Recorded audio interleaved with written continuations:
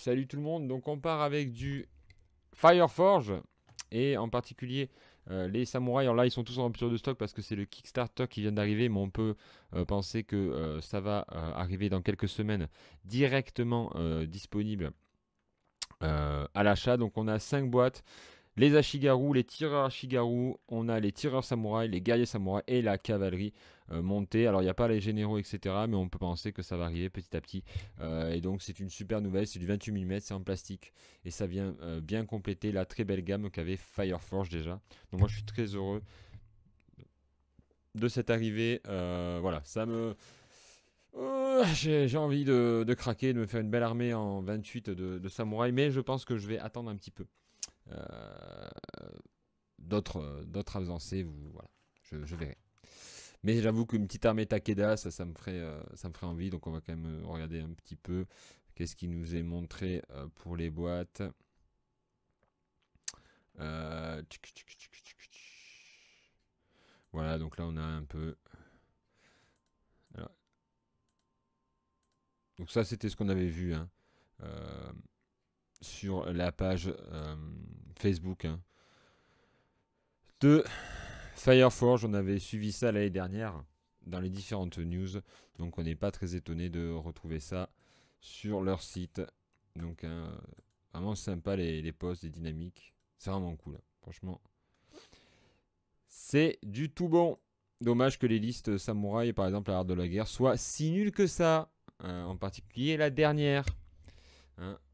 Mais sinon, enfin, la liste samouraï, on va dire bleu ciel, est pas mal, mais la dernière est vraiment pas terrible. Quoi. Ils ont pas les armes à feu, etc. Bon. Passons. On passe avec du Warlord. Avec les nouvelles réalisations de Warlord, là, ça va être pour les amateurs de Bolt Action, n'est-ce pas, Christophe?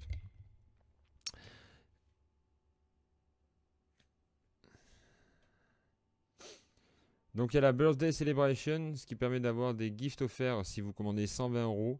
Voilà, si ça vous intéresse, n'hésitez pas. Alors, je ne touche rien sur tout ça, évidemment, mais c'est juste que voilà. D'ailleurs, il y a Soldier of Fortune, un SA Hero qui est disponible, le lion irlandais pour l'occasion. Et là, ils ont, je crois, fait un réassort avec le plastique pour l'armée française. Ils ont sorti une infanterie française en plastique. C'est tout nouveau. Hop, vous les voyez ici. Donc avec la possibilité de faire différentes poses. Il y a, voilà, ici, Colonial Troop, Engineer, Fortress, les troupes de forteresse et les chasseurs à pied. Ainsi que les troupes classiques, hein, c'est-à-dire ceux avec le casque Adrien. Alors là aussi même les insignes, c'est quand même pas mal. Et là derrière on voit la gamme plastique. Ça me donnerait même envie de me mettre à Bolt Action, dis donc. Mais bon. Donc voilà, c'est quand même du tout bon. Et on a donc 30 figurines pour 42 euros. Donc on est quand même pas mal niveau rapport qualité-prix. Il y a un supplément ici. Je ne sais pas pour. Je crois que c'est pour la Russie, campagne de Russie. Voilà, donc les nouveautés. Il y a, je crois, aussi des têtes de carabiniers hollandais. Je crois que ça, on l'avait vu, les équipes d'armes lourdes déjà la dernière fois. Donc voilà, la nouveauté, c'est plutôt hein, la gamme plastique française. Ensuite, voilà, ça c'était le supplément qui était sur la Russie. On continue les news avec une gamme alternative avec des blessés. Et English Wooder, ça c'est pas mal, ça pourrait faire des marqueurs pour terre chaude. Donc vous avez en 15 mm des marqueurs blessés, c'est nouveau, c'est pour la alternative Army. Donc je trouve ça pas mal. Cette idée d'avoir des blessés, vous en avez un autre ici. Voilà, je trouvais que c'était une bonne idée. Hop. Ensuite, on a un Kickstarter. Souvent, je ne parle pas des Kickstarter, mais là, j'ai trouvé que c'était assez intéressant puisque on a l'armée néerlandaise en 1900. 36 1942. Donc voilà, pour un peu les amateurs d'armées atypiques, ben, on a ce Kickstarter sur l'armée néerlandaise. Donc je vous laisserai découvrir. Ça s'appelle CNIL 1936-1942. Il est financé actuellement. Donc voilà, ça permet un peu de jouer le front du Pacifique et avec une armée un peu originale.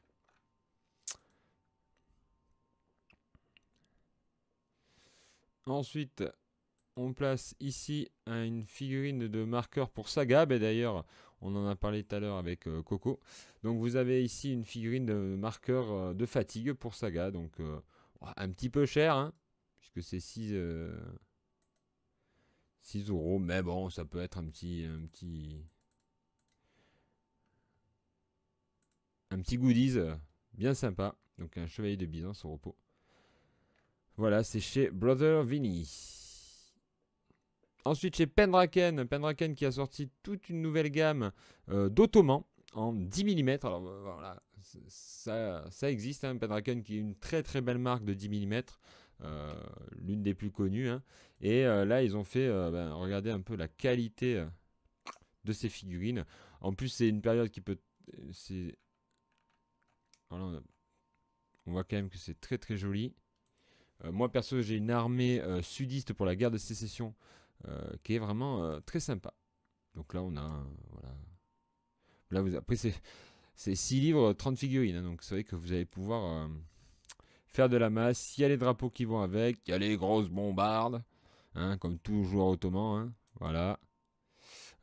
Donc ça vient compléter leur gamme hein, qu'ils avaient sur la période de la Renaissance et du XVIe siècle. On passe à Cyborg miniature parce que je crois qu'ils avaient fait des bustes un peu particuliers. Je crois qu'ils avaient fait des... Il n'y a pas les news. Non, ils sont pas... Ah voilà. Buste de Pilouchowski, si ça vous dit. Voilà, vous avez des bustes de Pilouchowski qui étaient... voilà. Alors ça c'est ouvert sur une autre fenêtre, mais bon, si vous voulez, de temps en temps, Cyborg, on avait l'habitude d'aller les voir pour des nains un peu particuliers. Ben là, c'est du... C'est un buste du maréchal Pilouchowski, donc dirigeant de la Pologne durant les années 20 et les années 30. On passe à Osprey, qui nous propose un jeu sur la Première Guerre mondiale, centré sur aussi un côté un peu fantastique, puisque ça va être à la fois des soldats, mais qui sont aidés par des esprits, des créatures, etc. C'est un peu barré, c'est anglais, mais comme dirait quelqu'un, ça a le mérite d'exister. Voilà, donc c'est chez Osprey Publishing, et donc on va aller voir Osprey d'ailleurs, les nouvelles d'Osprey ce mois-ci. Édition Osprey.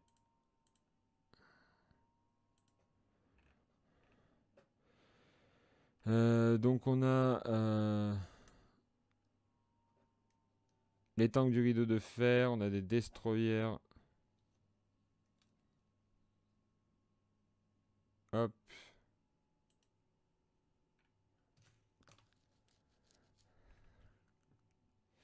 Les destroyers américains 1945-88. Je crois qu'il y a aussi un livre sur une bataille. Voilà, donc ça c'est la guerre transformée. Hop. On revient ici. C'était Azincourt, Lézard, Mur du désert, SAS, les convois, comment lutter contre les sous-marins d'Hitler. 21 jours pour Bagdad. Donc c'est sur un général qui a combattu en Irak. Ordre généraux, ça c'est quoi? Ah, intéressant, c'est quoi ça? Prenez le commandement du truc de l'accélérer au plus fort de guerre dans un premier organe de placement d'ouvriers. Ok, cool. Salut Mike Seven, salut. Donc voilà. Ensuite, on retourne sur des figurines. Puisqu'il y a les Perry qui continuent à nous sortir, malgré parfois quelques remontrances qu'on peut leur faire sur nos chers Perry. Eh bien, ils continuent à nous sortir une très belle gamme d'ottomans. Donc des toutes nouvelles unités ottomanes, vraiment très sympa, très dynamique comme toujours. Donc voilà, ça vient s'ajouter à l'armée ottomane 1790-1815. On avait déjà vu la dernière fois des figurines et là on va, c'est encore de nouvelles qui sont arrivées. Alors je sais pas exactement lesquelles débarquent, mais voilà, c'est quand même toujours de très belles figurines pour cette armée ottomane chez donc Perry. Ensuite, il y avait le Kickstarter. Deuxième Kickstarter, c'est exceptionnel. D'habitude, je ne parle pas des Kickstarter, mais là, quand même, c'est certainement l'un des meilleurs Kickstarter en histoire. C'est celui de Piano Wargame. Un Piano Wargame qui s'est fait connaître pour des figurines en 28 mm en fichier STL. Avec une première campagne où il y avait des Bavarois, des Wurtembourgeois, des Autrichiens, des Français et des Tyroliens. Et là, il revient avec la campagne du Danube et avec un Kickstarter qui est déjà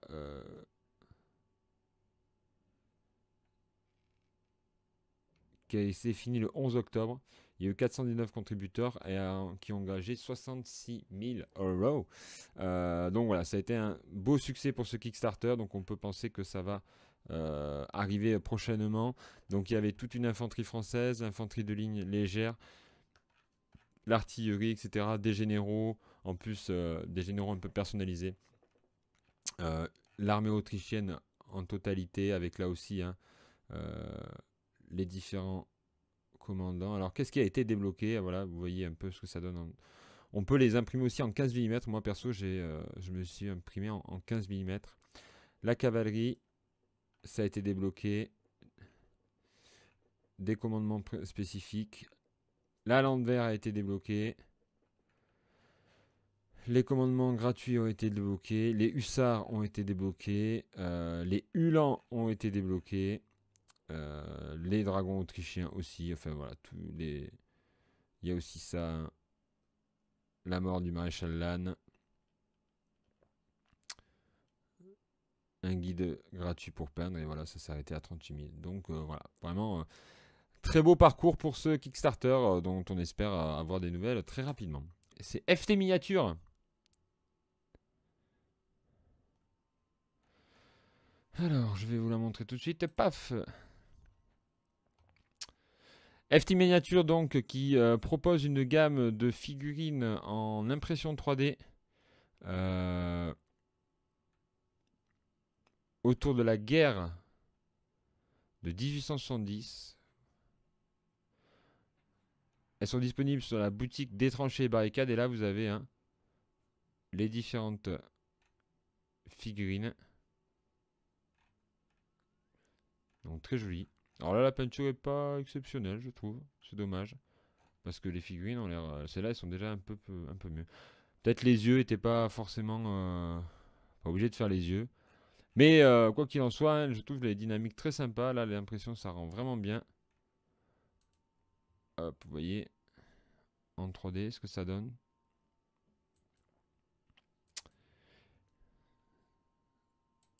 Voilà, donc en plus, c'est français, messieurs. C'est Cocorico. N'hésitons pas à y participer. Et puisque ça va être chez Wargame Illustrated. Il y a le nouveau numéro, vous savez, de Wargame Illustrated. Je ne dois pas vous cacher que j'étais un petit peu déçu par ce nouveau numéro. Il n'y a pas grand chose à l'intérieur. Honnêtement, Wargame Illustrated, je trouve toujours quelque chose d'intéressant à lire. Mais là, c'était moyenasse, je vous cache pas. Donc voilà. Pas ouf, mais bon. Il y a des numéros qui sont sympas, il y a toujours des petits trucs à télécharger. Mais là, je dois vous avouer que c'était pas exceptionnel. Hop, donc je vais les télécharger parce que là, ça n'avançait pas avec la version en ligne. Donc en gros, c'est centré sur la campagne de la péninsule. Mais voilà, je trouve que c'était un peu faiblard comme numéro. Je sais pas pourquoi. Comme je vous dis, normalement c'est bien. Mais là, pas d'article un peu histo, tout ça. Ouais, c'était... voilà, des pubs. Alors, il y a souvent des pubs, hein. Il y a tout souvent des pubs. Mais là, voilà, c'était la campagne de Valorant Fortitude avec les frères Perry. Puisqu'il y a la version 2 qui est sortie. Vous voyez, c'était un truc sur... bon, ouais, voilà. Parfois, c'est un peu tout ou rien, hein. S'il y avait une liste d'armées pour pouvoir jouer, je crois ça c'était des unités allemandes et... alors c'est ça, ouais. Les Spanish et alliés durant la campagne. Donc voilà, pas exceptionnel du côté de Wargame Miniature. Par contre, un très bon numéro comme d'habitude de Guerre et Histoire. Hein, ce numéro qui est particulièrement intéressant puisqu'il se centre sur la guerre sino-japonaise. Guerre sino-japonaise qui commence en 1937 et qui va se finir en 1945. D'ailleurs, je me souviens qu'au mémorial de Caen, lorsque vous rentrez, ils font commencer la Seconde Guerre mondiale en 1937. Hein, parfois, il y a des réinterprétations comme ça de la chronologie. Et ben, c'est vrai que dès 1937, ben, il y a des affrontements terribles qui se passent en Asie. Et donc, ben, c'est un peu le début de la guerre. Donc c'est très intéressant. Il y a un reportage vidéo sur les Sami. Il y a aussi un article sur les condottières. Alors bon, moi les condottières, j'aime bien les condottières, mais cet article, j'ai pas forcément appris grand chose parce que il est basé en grande partie sur les travaux de Sophie Cassagne-Brouquet, qui était une professeure que j'avais à la fac du Mirail à Toulouse, puisqu'elle était, je sais pas si elle est toujours, mais elle est enseignante. C'est une très bonne enseignante. Elle est spécialiste des condottières. Elle nous avait fait un cours dessus. J'avais fait une exposition un des condottières vénitiens. Donc bon, je connaissais un petit peu le sujet, mais bon, c'était un bon résumé. Il y avait aussi la campagne contre les Parthes de Trajan. Il y a Tennoji 1615 hein, sur les samouraïs, l'unification du Japon. Donc voilà, un numéro comme d'habitude d'une très grande qualité. Et aussi du pain, tête brûlée de Napoléon III. Un portrait assez intéressant. J'ai pas le Victis de ce mois-ci, je ne me suis pas procuré, mais la prochaine fois je vous ferai une petite vidéo. Pour vous dire aussi que lors de Saumur, j'ai pu acquérir Rommel vs Montgomery dans la collection Duel de Benoît Rondeau. Donc ce qui m'intéressait, c'était que c'était la confrontation entre ces deux personnages assez controversés de la Seconde Guerre mondiale. Un qui est resté dans l'histoire de par son génie tactique et un autre qui a plutôt une mauvaise presse actuellement. Donc je suis en train de me procurer un livre pour en savoir un peu plus sur ce personnage. Alors avec des styles très différents de mener la guerre, mais qui s'expliquent aussi par, d'une part, leurs armées et aussi la situation dans le conflit. Donc assez intéressant, très bien fait. Personnellement, j'ai trouvé ça vraiment très très bien. Donc vous voyez, en fait, on suit toute la campagne avec à la fois des photos, des photos, des images de véhicules. C'est vraiment très très bien fait et c'est assez équilibré dans la description des deux opérations.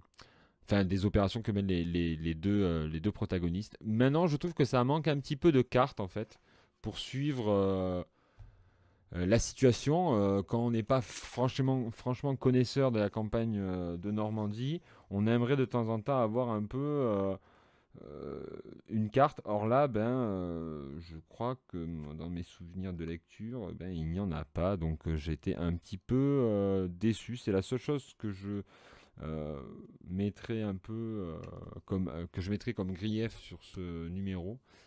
C'est voilà, le côté il me manque des cartes. Et je trouve que quand on fait quelque chose sur l'opération, comprendre un peu comment se déroulent les opérations, ça manque une carte. Voilà, donc ça aurait été bien d'avoir une carte. Donc, dans la même collection, on avait Tchekhov vs Paulus, Raymond VI vs Simon de Montfort, siège de Carcassonne et des châteaux cathares. Parution à l'été 2021, Kemal vs Churchill, César vs Vercingétorix et Alexandre vs Darius. Voilà, je ne sais pas s'il y a eu d'autres numéros dans cette collection. Mais voilà, j'espère que. Voilà. Sinon, l'auteur Benoît Rondeau avait l'air très sympa. Il m'a fait une petite dédicace et tout. Hein. C'est l'auteur qui m'a fait la dédicace, hein, Salvador. Voilà. Je vais donc me procurer d'autres magazines, pour un peu, d'autres livres, pour m'intéresser à la figure de Montgomery, et je vous en ferai un petit retour comme ça. Ce qu'on comprend donc dans cet ouvrage, c'est que Montgomery tente au maximum de préserver ses troupes. Il n'est pas adepte de l'initiative, il essaye de vraiment tout contrôler. À l'inverse des Américains qui parfois, lorsqu'ils voient une faille, s'y engouffrent et profitent de l'occasion, Montgomery est plus, on va dire, magnanime peut-être. Et il y a cette idée du colossal crack, c'est-à-dire de submerger l'adversaire par les moyens qu'on va mettre en face de lui. Rommel, quant à lui, il n'a pas les coups des franches, hein. Sa tactique sur la défense du mur de l'Atlantique n'a pas réussi, ou du moins n'a pas été employée totalement. Et donc, il a été obligé de s'adapter. Et souvent, il fait plus en fonction des circonstances politiques que lui impose le Führer que par ce qu'il peut faire, par lui-même en fait. Malgré tout, sa patte, elle est indéniable dans la défense de Caen, hein, puisqu'il est, c'est lui qui fait échec à Montgomery. Malgré tout, Montgomery aussi, il faut comprendre qu'il a extrêmement peur de prendre une grosse contre-attaque de blindés, et il est très attentiste, on va dire, ou du moins il ne profite pas parfois de certaines avancées, de certaines percées qu'il aurait pu faire, mais par crainte de ces contre-attaques de Rommel d'un point de vue des blindés.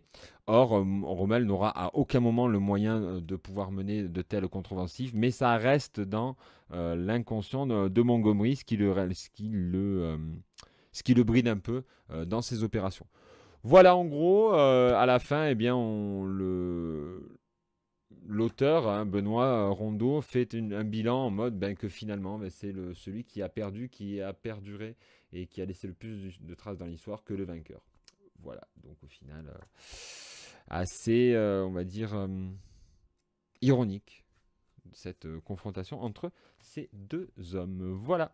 Donc, si vous avez aimé cette présentation des news, n'hésitez pas à liker.